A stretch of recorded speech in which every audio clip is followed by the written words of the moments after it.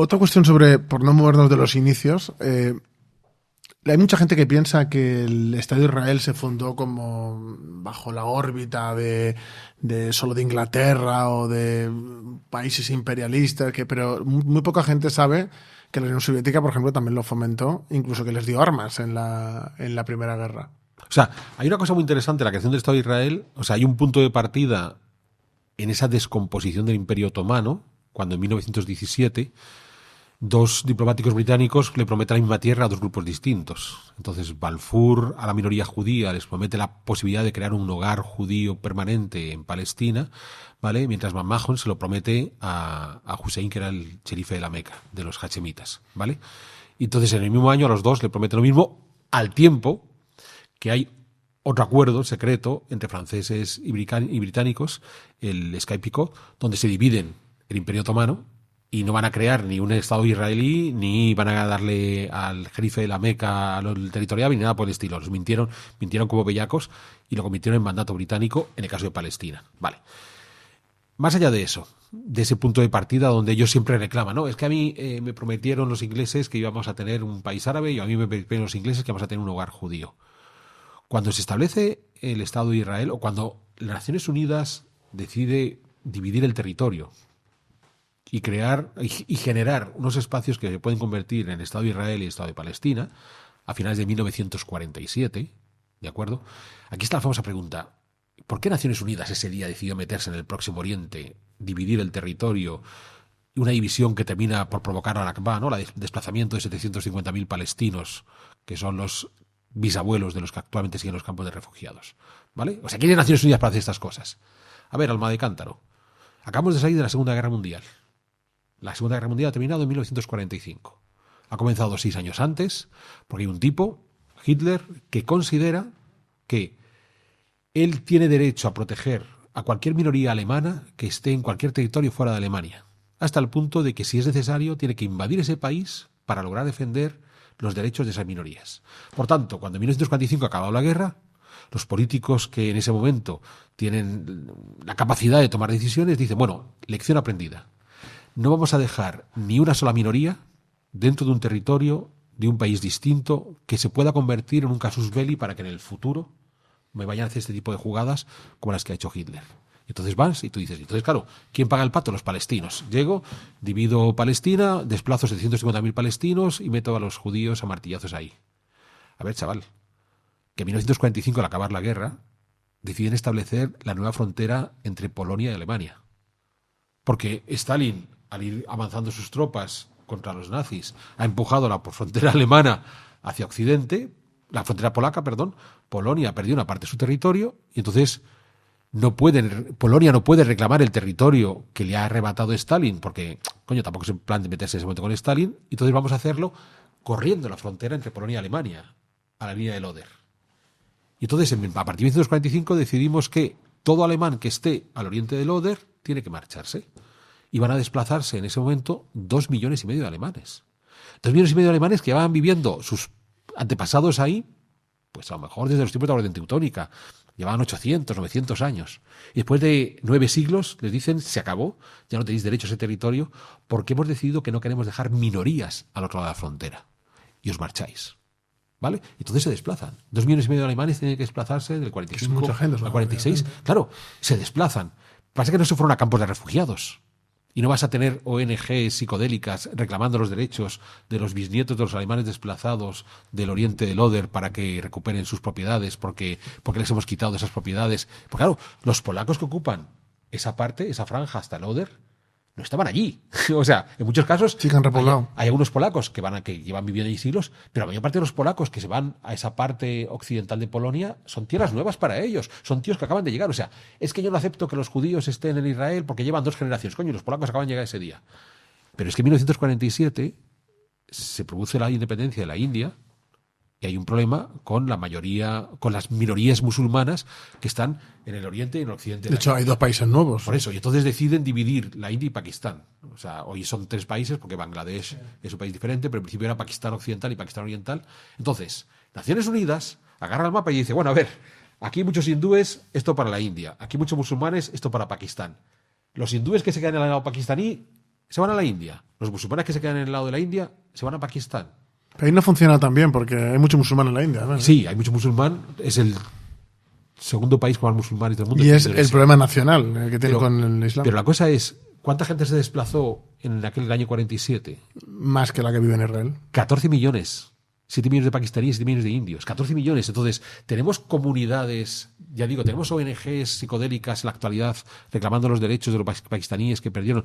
Porque es como el caso de Alemania. O sea, no es que estás desplazando y entonces el indio que se va a vivir a la India desde Pakistán está dejando un territorio. No, el indio que se va en Pakistán podía llevar en Pakistán desde hacía 4.000 años su familia. Y de un día para otro se marcha. Y el pakistaní que le reemplaza acaba de llegar ese día. Entonces, en el contexto de 1947, en el mundo las fronteras se corrieron. Y en el contexto de 1947, millones de personas fueron obligadas a desplazarse. La diferencia está, ojo, y entre Pakistán y la India siguen con un lío de la frontera, ahí en Cachemira todavía se pegan tiros y además lo hacen con regularidad. Es más, en algunos casos, si hacemos una cuenta fina, a lo mejor han muerto más soldados en la frontera entre India y Pakistán que entre Israel y Palestina. Bien, porque es una burrada lo que esta gente se mata allí. Entonces, en 1947 la gente se desplazaba, pero la India, Pakistán, Alemania, Polonia decidieron integrar en sus sociedades a esas gentes que se habían visto desplazadas. En Palestina no se les integró. En Palestina se les envió a campos de refugiados y 4 generaciones después muchos siguen en campos de refugiados. Bueno, y de hecho es que los países musulmanes, como ha habido un proceso de radicalización posterior, ni siquiera los quieren. O sea, no los quieren ni ahora. Bueno, eso ya es un problema añadido a posteriori. Sí, sí, pero quiere decir que eso incluso a día de hoy no les quieren porque están radicalizados. En principio, hasta la guerra del Líbano, digamos que eran relativamente bien recibidos. Había campos de refugiados en Jordania, que los desmontan tras el septiembre de 1970. Había campos de refugiados en Siria, en el Líbano. Pero claro, la guerra civil del Líbano estalla por la presencia de los refugiados palestinos, con lo cual, digamos, han ido ganando mala fama en los países limítrofes. Pero insisto, es una idea importante retener que en 1947 lo de Israel y Palestina no fue una excepción, fue la norma. O sea, en el mundo entero se corrieron fronteras. Yo he contado las 3 más. Claro, ojo, 750.000 palestinos que tienen que desplazarse de sus tierras ancestrales al nuevo territorio de Palestina. 800.000 judíos, entre los pocas decenas de miles que tienen que desplazarse dentro de Palestina, y todos los que fueron expulsados de Marruecos, de Irán, del Yemen por ser judíos. O sea, tú tienes comunidades de judíos yemeníes que son expulsados del Yemen y que tienen que marcharse a vivir en Israel, que podían llevar practicando el judaísmo en el Yemen desde hacía 2.000 años, 2.500 años. Y un buen día les dicen, os vais.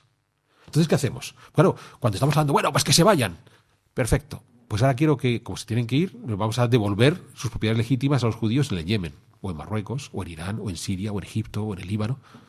Empecemos a hacer el rompecabezas. Pues claro, la solución parece muy fácil, porque todo el mundo cree que solo llegaron 4 alemanes rubios en el año 47 a ocupar Palestina. No. Después de la creación del Estado, muchos vinieron de Rusia, fueron expulsados. Pero que dicen, fueron expulsados de todo el mundo islámico y son 800.000 judíos desplazados en esos años 40-50. Pero hay que tener, o sea, es un asunto complejo todo el tema de Israel, incluso partiendo de la base de que quizá lo debieran de haber hecho de otra manera. Yo creo que en esa fundación también fue un error que los palestinos no aceptaran el Estado, porque viendo todo el coste que ha tenido posterior para ellos, las guerras perdidas, los muertos, la diáspora, viendo todo lo que han sufrido y cómo ahora están totalmente radicalizados, cómo no tienen futuro. La frase esa de... Bueno, aquí lo ha dicho una vicepresidenta, la verdad, desde el río hasta el mar.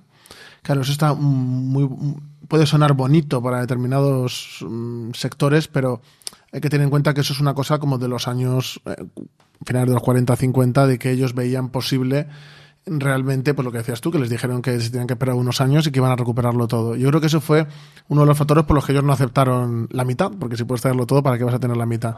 Naturaleza egoísta. Pero, claro, según pasa el tiempo, se ve que es imposible ganarle la guerra a Israel. Es decir, por la fuerza yo creo que todo el mundo con 2 dedos de frente sabe que si existe lo de desde el río hasta el mar, va a ser Israel, no va a ser ese Estado palestino sin judíos. Entonces yo creo que mantenerse en esas posiciones solo lleva a que estén peor todavía y que lo usan políticamente aquí en España, por ejemplo, para la política diaria de echar en cara cosas, que si monta una flotilla ridícula de ricos que se van de fiesta, mientras la gente está muriendo, con banderas LGTBI, pero luego allí no pueden ni pisarlo porque te la pidan, porque los territorios palestinos han pasado de tener al principio cierta libertad que ahora, bueno, es que son verdaderos fundamentalistas los que dominan ahí. Y yo veo impracticable que pueda haber una solución que sea desde el río hasta el mar y que Palestina sea fantástica y que ya no haya ningún problema. Yo lo veo como algo muy real. Entonces, creo que si hubieran aceptado, no sé qué piensas tú sobre esto, si hubieran aceptado los dos estados, el problema de los colonos de Israel, que a mí me parece una política criminal de ir poco a poco comiéndose a la gente, echándola por la fuerza, no hubiera existido.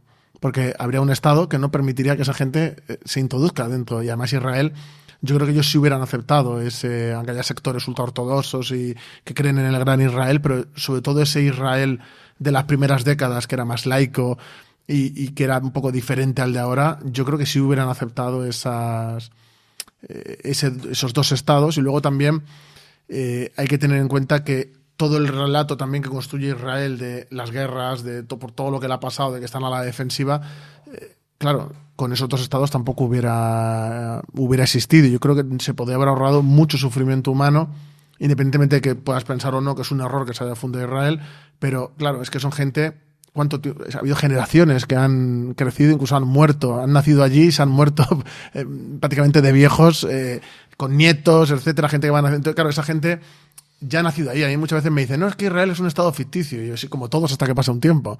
Entonces, pretender que a gente que ha nacido, se ha criado, ha tenido hijos, ha tenido nietos, pensar que esa gente no merece vivir, a mí me parece políticas de otro siglo en el peor sentido de la palabra. O sea, tú ponte antes de la Segunda Guerra Mundial, ¿vale? Nos vamos a levantar en 1938. ¿Qué estados hay en Próximo Oriente en 1938? Es el mandato francés y el mandato británico. Sí. No hay estados. No hay. No existen, ¿vale? Porque todos van a ser creados en los años 40. Entonces, el Líbano es del 43, Siria es 45, Jordania es 46, Israel es 47. Entonces, es tan ficticio el Estado de Israel del 47 como el Estado de Jordania del 46, como el Estado de Siria del 45. Son ficticios, nunca existieron. O sea, nunca existió un Estado sirio. Existe una Siria histórica, que es algo que va desde algún punto del Sinaí hasta algún momento de la península anatólica. Ya está. Y esa es la Siria histórica. Es la Siria que podemos conocer de la época medieval, cuando decimos, bueno, entonces los ayubíes que controlaban, pues frente como los mamelucos controlaban Egipto y los ayubíes Siria. Esa Siria que va, pues, de algún sitio desde Siria, de algún sitio desde el Sinaí a algún punto del Éufrates alto. Por ahí corre Siria, ¿vale? Entonces, esos estados no existen, son todos ficticios, pero además son tan ficticios que cuando tú ves el mapa geográfico, las fronteras entre ellos son líneas rectas. Sí, como en África. Entonces, claro, cuando tú ves una línea recta, mal negocio, ¿vale? Porque claro, dirías, claro, pero es que entre Siria e Irak lo que hay es un desierto, sí, coño, pero ahí hay wadis. Y los wadis son irregulares. Y los wadis, la gente que viven ahí los conocen y saben qué tribu está más allá del wadis y esa tribu. Porque ya digo, te puedes hacer una frontera real y no te sale una línea recta. Bien. Entonces, todos los estados son ficticios que se crearon ahí. Pero vamos a volver a 1936. Ni siquiera los estados contemporáneos, Líbano, Siria, Jordania, Palestina e Israel, responden a divisiones administrativas de los turcos. O sea, es que no es que Siria sea un antiguo gobernorato turco, un balayato turco. El imperio ya está, ¿no? Ya está. En el caso de lo que hoy es Israel y Palestina, al menos había 3 sectores administrativos dependientes de los turcos, que incluso hasta hoy se sigue marcando. Cisjordania, como tiene esa forma tan curiosa de un 8 aplastado, ¿vale? La parte sur de Cisjordania, las relaciones con la parte norte son tensas. O sea, yo cuando estaba en Hebrón, que es la ciudad más importante del sur, pues la relación que pueden mantener con las gentes del norte, con las gentes de, qué sé yo, de un Nablus o un Jenin, no son tan... O sea, es un poco estas tonterías que podemos vivir en España de, claro, los andaluces no se van bien con, qué sé yo, con los vascos, ¿vale? Y te hacen 8 apellidos vascos y te hacen todas las bromas. Pues allí también ocurre. Pero es que históricamente había una separación. O sea, los turcos habían hecho una separación entre eso que tenemos hoy, en lo que vendría a ser Galilea, Samaria, de lo que vendría a ser Judea. Y ellos, digamos, que habían hecho esa separación administrativa. O sea, no corresponden los estados contemporáneos a realidades administrativas claramente establecidas durante siglos. Se hicieron con Escuadra y Cartabón durante los años 40. Entonces, ¿por qué el Líbano es un país y no 3? Porque podría haber, o Siria, ¿por qué Siria es un país y no 3? ¿Por qué no crearon un cacho para los drusos y otro cacho para los maronitas? ¿Por qué o por ejemplo, ¿por qué el Líbano y Siria es un país diferente? ¿Por qué no es un país único? ¿Bien? ¿O por qué Jordania y Palestina es un país diferente y no es un país único? Por decisiones completamente arbitrarias de las potencias coloniales de los años 40. Punto. O sea, Jordania es tan falsa como país como puede ser Israel. Jordania no tiene más peso, porque claro, eso Churchill se ponía la medalla. Le quitamos la Meca a los hachemitas, habiéndoles prometido toda Arabia. No les dimos nada y encima les sacamos de la Meca y les terminamos por regalar un cacho de desierto que se llama Jordania. Y ahí están los hachemitas instalados en Jordania, que es un cacho de desierto. ¿Vale? Pero son países todos inventados. O sea, más allá de que, por supuesto, hay una historia milenaria y más que en ningún otro lugar del mundo, porque, coño, estamos en Próximo Oriente, ¿vale? Que es el lugar donde nacen las ciudades hace 10.000 años, no son países que existan. Entonces, Israel es ficticio, sí, y nosotros también. Pero el siguiente paso es que tienen todos 75, 80 años. Entonces, claro, ya has llegado a un punto en el cual... Pero insistía, volvamos al año 36. Vamos a devolver la propiedad a las descendientes de los que vivían en el año 36. Nos sorprendería mucho. Porque claro, voy a devolver la propiedad a los que vivían en el año 36. Vale, en el año 36 había muchos judíos. O sea, que hay muchos judíos a los que no vas a tirar al mar, porque son los descendientes de los que estaban en el año 36. Ojo, que habían llegado en las salillas de 1890 o que estaban allí desde el tiempo de Herodes. ¿Vale? Entonces vamos a devolverles. Pero atención, es que vas a tener que devolverles propiedades a los judíos en Cisjordania, vas a tener que devolver propiedades a los judíos en Gaza, o sea, vas a devolverle propiedades a los palestinos en cerca de Tel Aviv, o vas a devolver propiedades a los palestinos en Nazaret, pero a su vez tienes que devolver propiedades a los judíos en Cisjordania. O sea, el rompecabezas no es tan fácil de desmontar como pareciera. Entonces, ya está, nos hemos ido a esa fecha, pero podemos ir más lejos. Es que en muchos casos hay muchos palestinos que directamente se marcharon, que siguieron emigrando, que se marcharon a Hispanoamérica y que le dices, oye, que echamos marcha atrás, que dejes tus negocios, amigo Bukele, deja ese presidente de Salvador porque te toca volver a Beit-Jala, ahí al sur de Belén. Y Bukele, ¿qué te diría? Chico, no tengo nada que ver. O sea, llevamos 3 generaciones en El Salvador. ¿Qué me estás contando de que me haga que yo tengo que volver a Tierra Santa? ¿Por qué? O sea, es que ese tipo de ejercicios es muy fácil hacerlos cuando eres un tipo que parece que piensas en Europa Occidental o en una universidad de Estados Unidos y te dedicas a jugar con tu tablero de Wargame y hacer esos movimientos. Pero claro, métete en la realidad. Pero vamos más lejos.